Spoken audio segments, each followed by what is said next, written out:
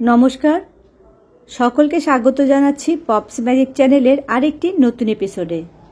ইলিশ চিংড়ির পর বাঙালির প্রিয় মাছ পাবদা। এই মাছ দিয়ে ঝাল ঝোল সব কিছু খেতেই দারুণ লাগে। অনুষ্ঠান বাড়িতে যখন বড় পিসের পাবদা মাছ পাতে পড়ে তখন সেটা স্বর্গীয় সুখের চেয়ে কম বলে মনে হয় না অনেকের কাছেই। তবে পাবদা মাছের আরও একটি রেসিপি রয়েছে যেটা গরম ভাতের সাথে একেবারে পারফেক্ট জুটি বলা চলে। খুব সহজেই বানানো যায়। আসুন তাহলে জেনে নিই তার রেসিপি ভালো লাগলে লাইক এবং কমেন্ট করবেন আর আমার চ্যানেলটি সাবস্ক্রাইব করে আমার পাশে থাকবেন।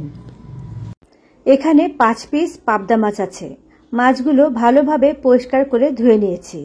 এবার মাছে দিয়ে দিচ্ছি স্বাদ মতো নুন আর অল্প হলুদ। নুন হলুদ মেখে মাছগুলো আমি 10 মিনিটের মতো রেখে দেব। আর এদিকে একটা মশলা করে নেব। এজন্য একটা মিক্সার জার নিয়ে তাতে দিয়ে দিচ্ছি হাফ চা চামচ গোটা ধনে, 1 চা চামচ সাদা জিরে, একটা পেঁয়াজ, হাফ ইঞ্চি পরিমাণ আদা, 3টে কাঁচা লঙ্কা আর একটা টমেটো। অল্প জল দিয়ে একদম মিহি করে পেস্ট করে নেব।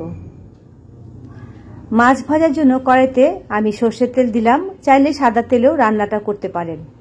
তেল গরম হয়ে গেছে। এবারে মাছগুলো আস্তে আস্তে ছেড়ে দেব।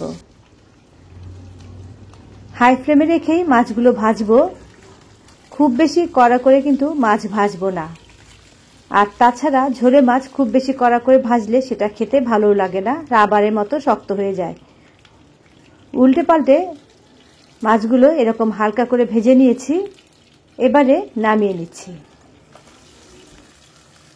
ওই তেলেই 1/4 চা চামচ পাঁচফোড়ন দিয়ে দিলাম। কয়েক সেকেন্ড ভেজে নেব। এবারে সেই পেস্ট করে রাখা মশলাটা দিয়ে দিচ্ছি। সাথে দিচ্ছি কালারের জন্য 1/4 চা চামচ কাশ্মীর লাল লঙ্কার গুঁড়ো, হাফ চা চামচ হলুদ আর স্বাদ মতো নুন। মিডিয়াম ফ্লেমে ভালোভাবে মশলাটাকে এখন কষাতে হবে। কষাতে কষাতে দেখুন মশলা থেকে তেল বেরিয়ে গেছে। এবারে দিয়ে দিচ্ছি পরিমাণ মতো জল। যেহেতু একদম পাতলা ঝোল হবে না, তাই খুব বেশি জল দেওয়ার প্রয়োজন নেই। মশলার সাথে জলটাকে ভালো মতো মিশিয়ে এই ঝোলটা এবারে ফুটিয়ে নেব।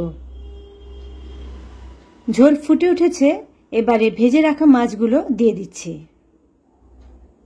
আলতো হাতে একবার মাছের সাথে ঝোল মিশিয়ে দিলাম। তারপর গ্যাসের ফ্লেম লো করে আমি ঢাকা দিয়ে রাখবো 4-5 মিনিটের জন্য।